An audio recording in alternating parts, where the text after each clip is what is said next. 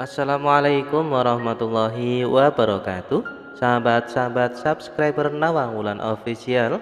Kali ini admin melanjutkan kembali novel dengan judul Sebuah Rahasia, memasuki episode ke-11 dengan judul Penyelidikan.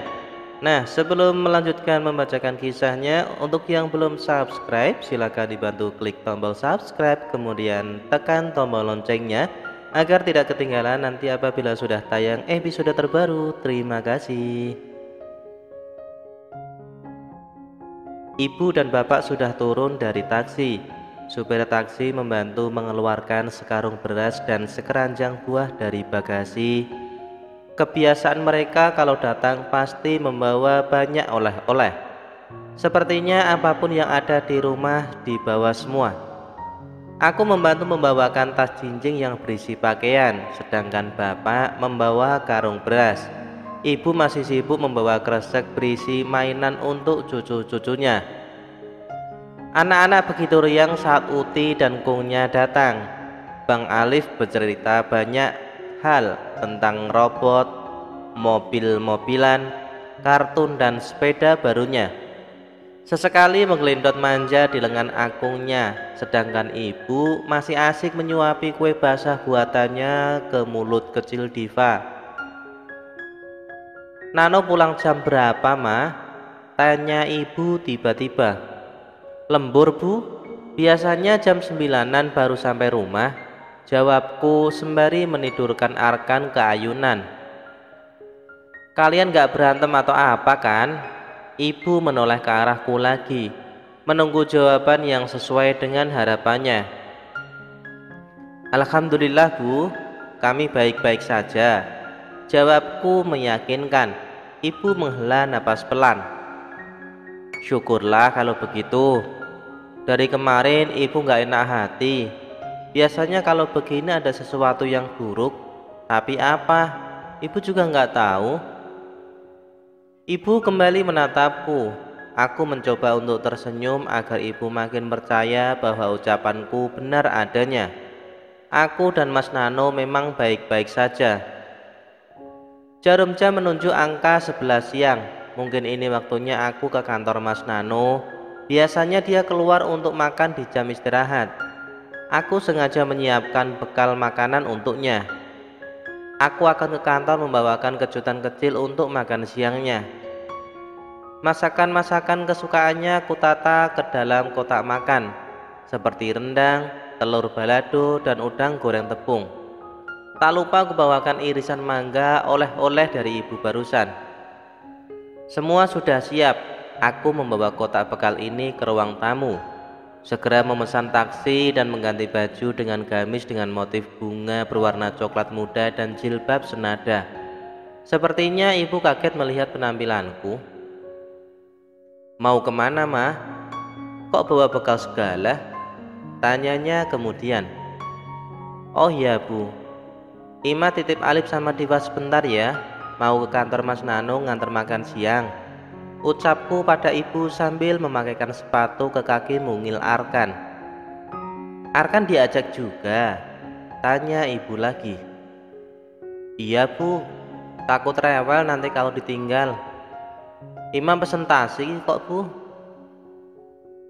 Jadi nggak kepanasan, jawabku menjelaskan. Aku tahu ibu khawatir Arkan kepanasan dan kena debu jalanan. Ya sudah, hati-hati di jalan ya. Jangan banyak melamun. Entah kenapa ibu berpesan demikian padaku. Aku jadi takut firasat ibu benar adanya. Takut memang ada hubungan spesial antara Mas Nano dan Diandra. Segera aku tepis pikiran buruk itu. Gak boleh buruk sangka. Semoga aja memang mereka sekedar teman curhat. Gak ada hubungan lebih dari itu.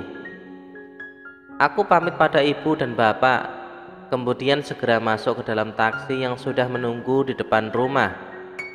Alif dan Diva tak merengek sedikit pun. Mereka dada-dada sambil ngemil kue buatan ibu.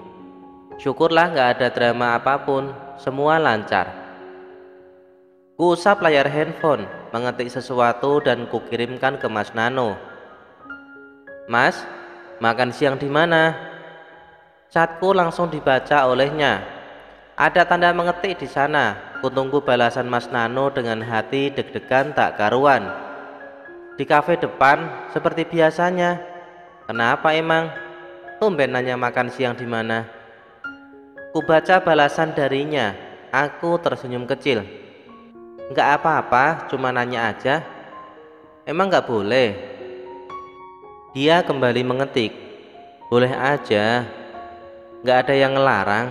Cuma tumben aja nanya begituan. Biasanya kan cuma nanya udah makan siang apa belum. Kubaca balasan darinya lagi. Sekitar 10 menit lagi aku akan sampai di depan kantor Mas Nano. Jantung berdegup makin kencang. Aku kembali menidurkan Arkan ke gendongan, sesekali melihat keadaan sekitar. Barangkali Mas Nano sudah keluar kantor, takut kelewat. Rencana yang sudah kususun jauh-jauh hari bisa berantakan. Turun di mana, Bu? Supir taksi bertanya padaku. Mungkin melihatku dari spion kecil di atas kepalanya agak kebingungan. Iya Pak, sebentar ya. Saya mau cat suami dulu. Jawabku kemudian. Segera ku cat Mas Nano lagi. Mas, udah makan? Tak ada balasan. Aku masih di dalam taksi. Ku tengok kafe depan kantor Mas Nano sudah cukup ramai. Tiba-tiba mataku tertuju pada perempuan berjilbab hitam di depan kantor Mas Nano. Sepertinya itu Ayu. Dia tampak berbincang-bincang dengan seorang perempuan tengah baya. Entah siapa. Kemudian dia masuk ke dalam kantor. Pak, saya turun di sini aja ya. Supir taksi mengangguk pelan. Kubayar ongkos kemudian turun. Agak tergesa menghampiri ibu berjilbab marun yang akan menyeberang jalan itu. Assalamualaikum Bu. Maaf saya Ima. Ucapku memperkenalkan diri. Ibu itu tampak ramah, tersenyum manis menjabat tanganku. Kami masih berbincang di trotoar di bawah pohon palem. Iya Mbak, saya Susi. Ada yang bisa dibantu? Tanyanya kemudian menggoda Arkan yang sudah bangun dari gendongan. Mau tanya Bu, tadi ibu ngobrol sama Bu Ayu ya?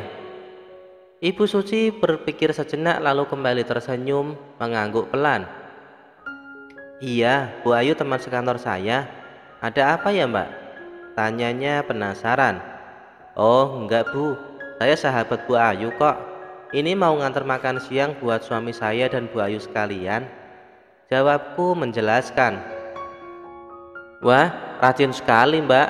Ada bayi sekecil ini masih repot-repot antar makan siang buat suami pula. Bu Susi memuji, mencubit kecil pipi kiri Arkan. Ya sudah kalau gitu Mbak, saya mau ke kafe depan dulu ya. Takut makin ramai nanti. Maklum jam makan siang. Pamit Bu Susi ramah. Aku mengangguk pelan, mempersilahkan setelah mengucapkan terima kasih sudah mengganggu waktu istirahatnya. Ya Bu, maaf mau tanya lagi. Ucapku cepat. Mendadak aku ingat soal Diandra. Kenapa nggak nanya Bu Susi aja? Dia kan sekantor sama Ayu. Pastilah dia tahu soal Diandra yang katanya anak magang itu. Bu Susi berhenti kemudian balik ke tempatku berdiri. Ada apa Mbak? Dia mengerutkan alisnya penasaran. Kata Ayu ada anak magang yang bernama Diandra di kantor ibu ya? Barangkali ibu berkenan, tolong antarkan saya ketemu dia. Bisa Bu? Pintaku kemudian. Kulihat raut mukanya sedikit berubah. Bingung, aku masih menunggu jawabannya. Tiba-tiba ada yang menepuk pundakku pelan. Ima? Kutoleh ke belakang. Ayu dan Mas Nano sudah berada di belakangku dengan mimik kaget. Seolah tak percaya, detik ini aku sudah berada di hadapan mereka. Nah, itulah tadi keseluruhan kisah novel dengan judul Sebuah Rahasia di episode ke-11. Bagaimana kisah selanjutnya? Jangan lupa komen, like, dan subscribe serta bagikan cerita ini ke teman-teman kalian. Terima kasih sudah menyaksikan. Wassalamualaikum warahmatullahi wabarakatuh.